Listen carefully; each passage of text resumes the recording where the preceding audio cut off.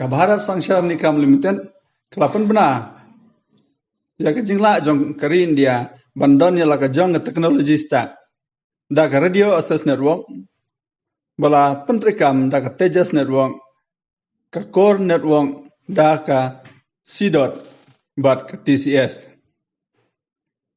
ya kane ka jimpen benar la pelong hanong ba shulong haba ka kong daily kiri CGMT badepej ya ganot is baruba HL non-cloud PGM badepej ya tenat mobile la penlong ya kajing kendulang hasilong ha kajing don rangkat lem baginong tre jongga BSNL hapo shilong kakong daily kiri CGMT badepej ya ganot is barawai baruba HL non-cloud PGM badepej ya mobile la penbena ba la syai ka singat penyotruk nailor kan don kajing lang ha kajingwan jong menteri rang badu kari India hajar sukuda ha Odisha ban penbena pajba ya ka thong jong ka Anirban Bharat ha ka kam telekom ha kane singi la penbena ru ban sapli pajba ya ki khandai po ar hajar nruspa lai pulai tli ki 4G site bathamai ki ba kan thop ru khat 100,000 tli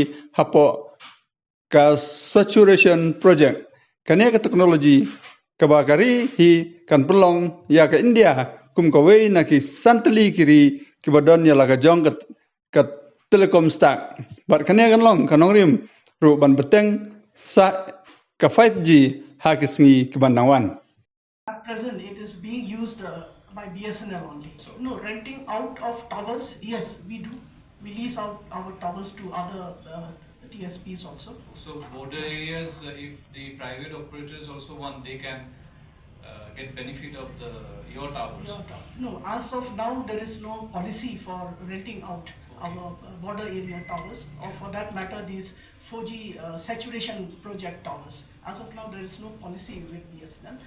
Maybe in future.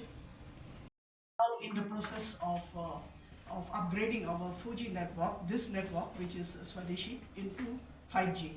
So BSNL 5G upgrade and integration is going to take place.